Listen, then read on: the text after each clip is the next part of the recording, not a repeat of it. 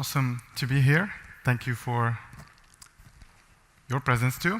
So my name is Amin, and I'm a senior security researcher with Kaspersky Lab, also board member at Securing Smart Cities, a nonprofit international organization working towards enhancing the information security issues around smart cities. It's really interesting to be here today. I haven't heard a lot about information security yet, but I'm here to tell you a little bit about the things that we see are also important. As we move to a world with all digital-based technologies and all digital-based products and services, and we rely on them to do our daily things, living, driving, cars, hospitals, we just mentioned schools, government services. Everything is stored somewhere in a digital manner. And if we are going to rely on them to run our business and depend on them, then we have to also be careful about issues of information security. So we start by a small number, like some numbers. We see that the increase in the number of attacks is really large, and that is, of course, due to the fact that we rely increasingly on digital services and digital technologies, right? And they are even more important for us. Even here in the region, things are a bit more critical, a bit different. We live in a region which is moving very fast, changing very fast, highly competitive, wealthy too. Add to that a large geopolitical influence, right? And we all are to suffer from that, whether we like it or not, and we definitely need to adapt, and we are definitely facing more challenges than other regions around the world. But that is, again, a better thing towards our maturity and for us becoming ready and smart before anyone else, which is good for everyone. So we see that the attacks categorized in multiple types or multiple levels. We see, of course, the mass level of attacks, which we receive all the day, spam, etc. Some banking attacks, Facebook accounts, simple stuff. We see the targeted level of attacks, upper, which is more towards stealing intellectual property of your organization, or maybe robbing your bank accounts. And they are happening a lot, especially here in the UAE. And by a lot, I mean like really a lot. And the issue is that you probably don't know about the incidents.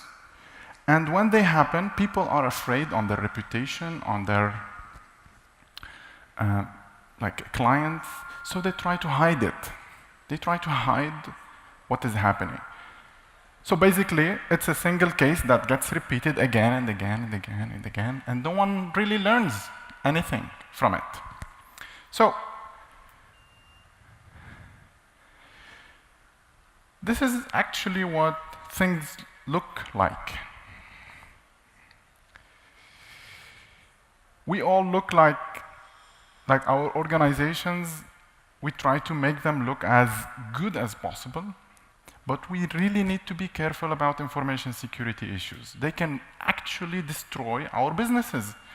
And it's not only about the business, it's also about being legally liable in front of the government, in front of our clients, and our reputation, our services.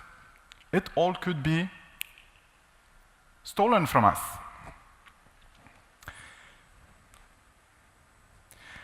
And to explain a little bit more, I'm showing here a small example of a research that we've done last year. So this is from August. This was published on in August 2016. And we've since published many things related to attacks in the region.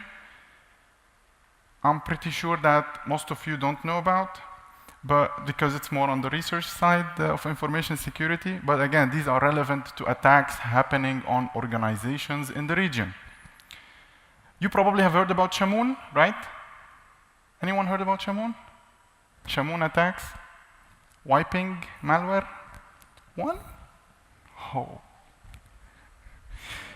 So Shamoon attacks, they are wiping techniques or wiping malware that gets implemented inside organizations, and then it wipes everything, deletes everything. And they, in the last 3 months, they have wiped around 20,000 devices in the region belonging to 25 plus organizations. And that's definitely something to know about. You can probably find a lot about that in the news. Again, back to our example, since we have a short time. This is a fake email sent by attackers to organizations in UAE and the region.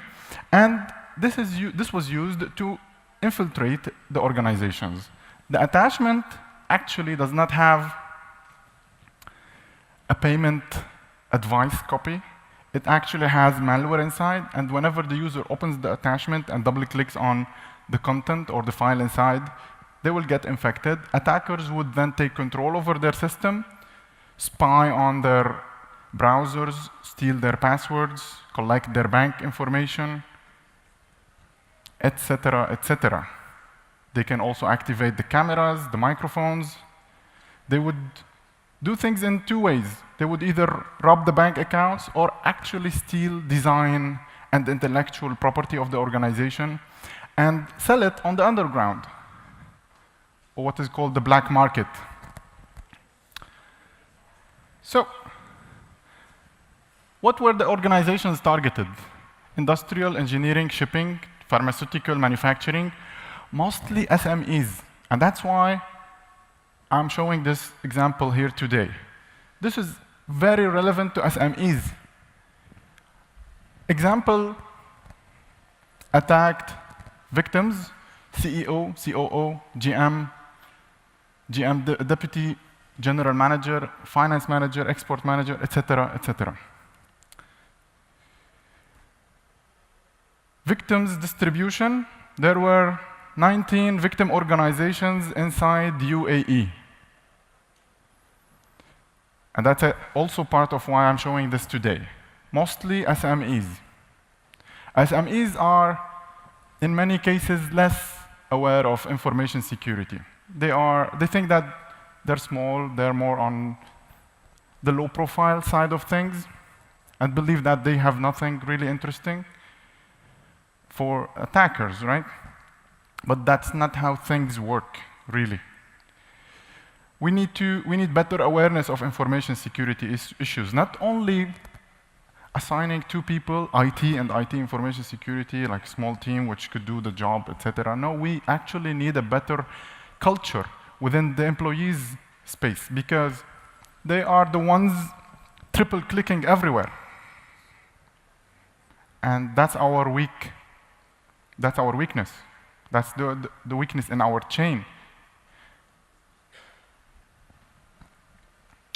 So, part of our investigation, we were actually able to get access to the stolen data in cooperation with law enforcement agencies. And this is an example. Again, I'm showing this to let you know how things do work, or how things actually happen. This is the list of accounts stolen from one of the users inside UAE. He is COO at an organization, an industrial/manufacturing organization, and all of his accounts were robbed. I have replaced the identifying information, so it's safe to show this, to let you know. And it's easy. And it happens within seconds. Something gets installed, it activates, starts collecting things automatically, and send them to the attackers.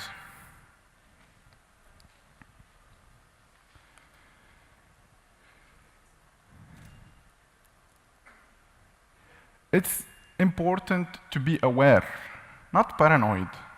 Paranoia is more of a short-term thing. Information security needs to be embedded and implemented in everything that we do, even in our homes and through our cooperation with our family and our children. We need to enhance our awareness and our culture of the information security issues, what to do when something happens, where to click, where not to click, how to know that something is really deceptive or fake and trying to get us. We haven't even started speaking about ransomware yet, and we won't because we don't have a lot of time. But I'll be sharing a little bit of tips on what you could do to enhance your security status. And this is not product perspective. This is not product specific. These are things any organization should do. Identifying the source of the threats. Is it email? Do you have a website? Do you have a database? Where are the things that could go wrong? Analyzing the threats. And then your employees could do that, or you probably could need some help from some specialists. But again, identifying the sources of the threat and identifying the risk and the damage that could happen. If you don't know about that, then you have some work to do. Reporting the threats and controlling the threats. When we know we have issues, and I am sure anyone and everyone has issues, we can action them. We can then move into solving these issues or trying to limit them or mitigate them.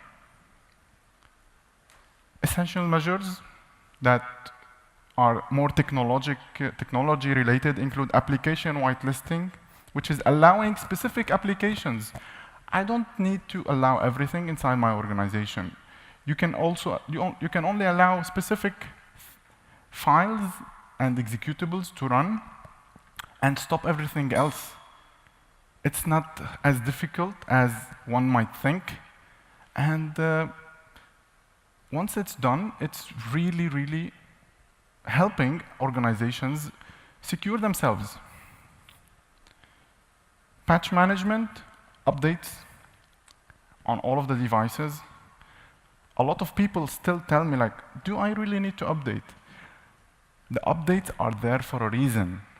They don't only offer you features, new features, but they offer you, in many cases, fixes to security problems that could help an attacker take full control over your devices. Disable macros inside Microsoft Office or unwanted macros. And this is also being intensively used, especially here in the region, to attack the users. Application hardening, that's specific to the extensions inside your browsers. We all love browsing, and we all use browsers, and we probably have a bunch of them. But again, we need to be aware of what gets installed inside of them. That's also another thing. And that could be listed under application whitelisting. Restrict admin privileges. That is something also that we see it is very important, controlling who has access to everything. Because in many organizations, a single person has what we call domain admin. And if his account got stolen or robbed, or he was even physically pushed to share his password, then the whole organization is gone. Daily backups. Also, that is very important to take regular backups of your services and data. And make sure backups work. Make sure you can recover services from these backups.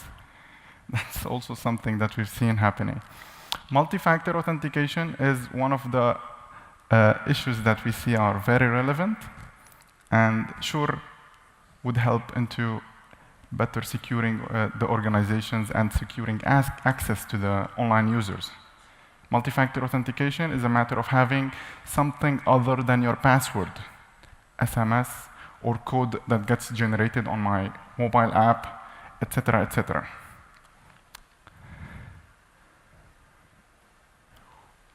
We hope we've been able to help out, clear things a little bit, make you aware more of the information security issues that threaten not only our organizations, but also our society and our homes.